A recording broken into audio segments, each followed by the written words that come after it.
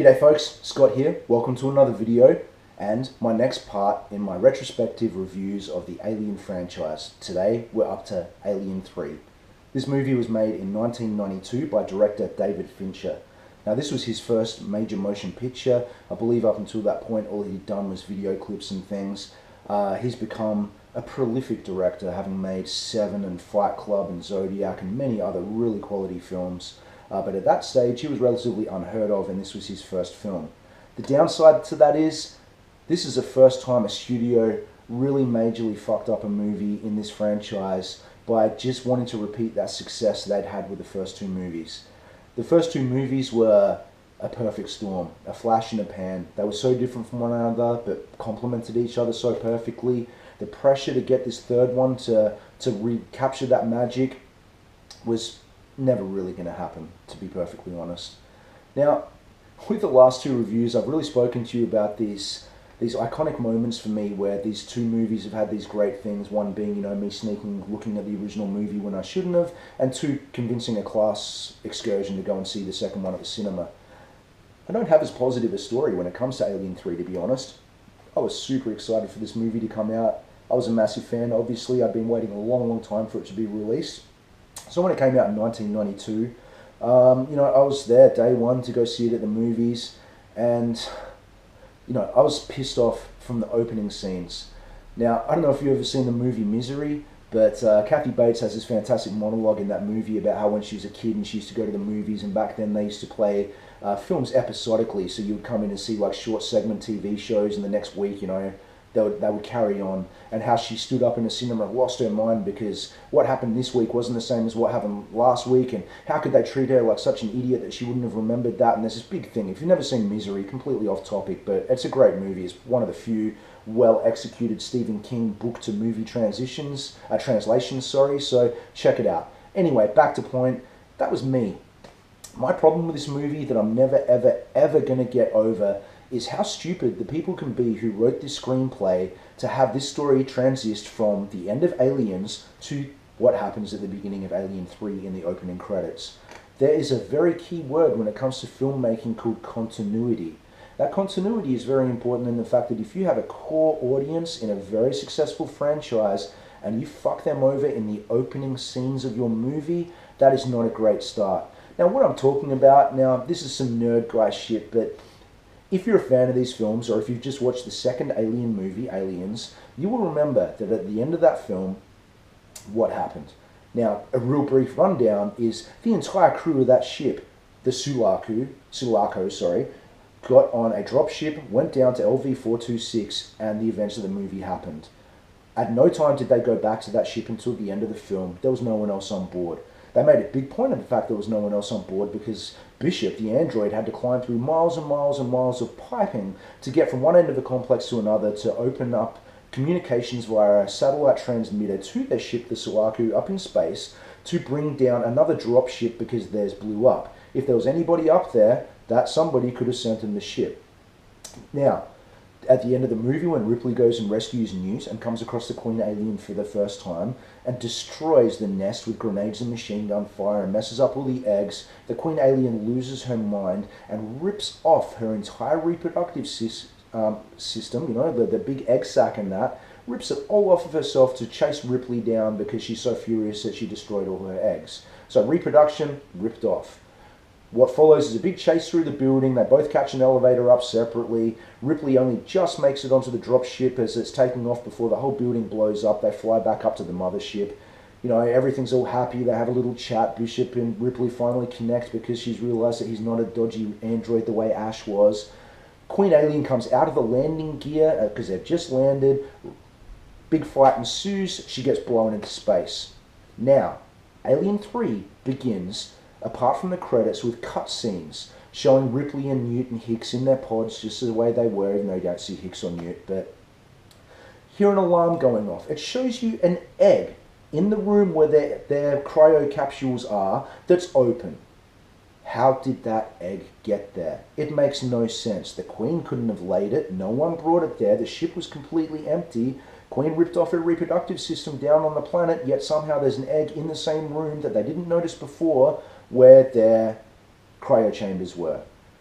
That's problem one. Problem two is this facehugger that comes out of there breaks into one of the cryo chambers, and this is established that it cuts itself on glass, like going through there, because you see acid splatter, which is used, in that scene and later in it, attaches itself to somebody who it turned out was Ripley, impregnates her, and then that ship crashes.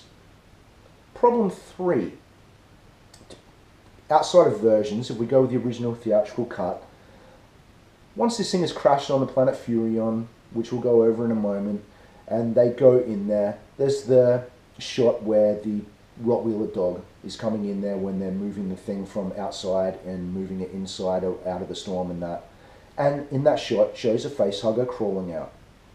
So all of a sudden, after 2 movies, we've now got this anomaly where a facehugger, which normally jump on someone's face, lay an egg, crawl off somebody's face and curl up and die, now we have a facehugger that's cut itself, yet not hurt anybody, Ripley's head, with the acid coming off its limbs where it hurt itself, has impregnated her, climbed off, hidden in the ship, waited for everybody to be pulled out of the ship, waited for a guy and his dog to come into the ship, then still being alive, climbed onto the dog without anyone noticing it, impregnated the dog, then crawled off and died. So all of a sudden it's impregnated 2 people, which has never been done in the history of the Alien films before. These are big problems, and this is all established in the first 5 minutes. I was pissed. So no matter what I thought about the rest of the movie, I was furious throughout the entire movie because of this stuff, because I just wanted to jump up and down with my fucking fists in the air saying, how can you be so stupid? How can you think I'm so stupid that I wouldn't notice this bullshit you're pulling right now? Utter bullshit. So they're all big problems. Move on from that. I actually really enjoy the rest of the movie. This is the last time in the franchise, up until, whatever's going to be happening with the new movie, where this creature was actually deadly and ferocious. Now, there's, just like the other ones, and just like talking about the Blu-rays before, there's 2 versions of this movie. Now, there's a theatrical cut that came out in 1992, and then years and years later they brought out the extended edition on Blu-ray.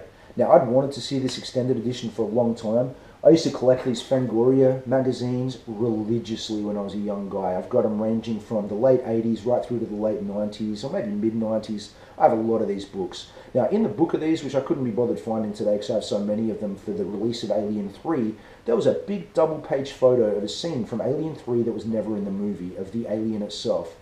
Now, depending on how well you know this movie or not, they have this big thing in the middle of the film where they try and catch the alien, and they end up setting this huge fire and trying to flush it into this room that they can lock it into, and everything goes wrong and the alien escapes. That magazine had a photo of the alien in amongst that fire that was never in the film, and I was, wanting for years and years and years to know why that scene wasn't in there and to, check it out. I ended up reading the novel, which I've got up there somewhere, which explained to me what was missing from the film, and it was good to finally see that footage. But the whole premise of it being on a prison planet, no weapons, no technology, one alien that's like a rabid dog. It just destroys anyone it comes across, ferociously violent, has no nesting, inclination, where in Alien and Aliens, especially in Aliens, the aliens would catch someone, take them back to the nest, impregnate them to enhance their species and stuff. This thing just fucks people up and eats them. It's just a brutal, brutal creature. It's wonderfully designed. Now, one thing is with the original films, their special effects, they were done by the British crew in the first one. In the second one, that was another big thing for Stan Winston, after having worked on Terminator, did fantastic design work in there. I actually forgot to credit Stan in the previous video, my apologies, but in this one, Stan's proteges, being Alec Gillis and Tom Woodruff Jr., took over the special effects and the creature effects. They did a great job with all the practical stuff. The alien itself in this film is fantastic. Now, the other reason I mentioned there's 2 versions of this film is in one version, the alien comes from a Rottweiler dog, and in the other version, it comes from an ox. Now, the alien is the same regardless. There's some different, obviously, scenes in relation to it coming out of the creature. One's the dog, one's the ox. There's more shots of it as a little sort of, puppy, so to speak, with the ox one, with it running around and whatnot, but the genesis of the creature throughout the rest of the movie is identical. It was just the birthplace of it that varied, or the host of it, so to speak. But this is a animal, as opposed to coming from a bipedal human, and clearly the alien, the xenomorph genes mix with whatever it impregnates and become, part of that host. So in this, it's running on all fours. It's got a much longer tail. It's much more territorial. It's much more animalistic. It's ferociously savage, as I said. You know, it runs on the ceiling. It runs on the walls. It smashes through stuff. Like, it's a great, great alien, and I love it for that. You know, one problem with that is 1992, and we're talking before Jurassic Park and the success of CGI and things here, is the CGI shots in this film for the alien itself are appalling. They're so early, they're so bad, they look like a terrible video game character. There's shots where, you know, the prisoners in this are holding these kind of sparkly flare things because they had no batteries or flashlights, and they would look up at the roof and this thing would be sitting on the roof, and it just looks deplorable. Doesn't fit into its environment, doesn't look real. There's a few really quick running shots where it looks okay because it's moving so quick, so it can be forgiven, but those shots where it's still and it really focuses on it are really, really terrible. That being said, the actual practical effect that those two guys did with the alien itself, especially that iconic shot where it gets right up in Ripley's face and rubs against her, you know, the big twist in that movie being that Ripley was impregnated. Turns out she had a queen alien in her. That varies a little bit as well depending on which version you watch. In one version it does burst out of her as she's dying at the end, in the other version it does not. But the creature detected that she was impregnated and basically wouldn't have any bar of attacking her, so that was used in the story. But it's, you know, it's really good. Lance Henriksen showed up at the end of the movie to, you know, have a familiar face and to try and convince Ripley to give them the thing, saying that he was a creator of Bishop. And you know, the prison itself is fantastic. It's very gothic and very bleak, and the cast are really good. I had the old guy from the pub in American Werewolf in London, if you've ever seen that movie, as the superintendent of the prison. He was great as well. The whole cast are great. It's a really cool film once you can get past the fact that the inconsistencies in the story from the Aliens to Alien 3 are just inconceivably stupid. I will give a small game company called Gearbox who made a pretty shit game called Aliens Colonial Marines. I haven't got a copy of it here, but this statue actually came from the special edition of that. The game's notoriously hated by people because it was so buggy and trashy, but they got Michael Biehn back to actually be, you know, Hicks again in this, and they tried to change the story and actually write in a reason how that egg got on the ship and everything.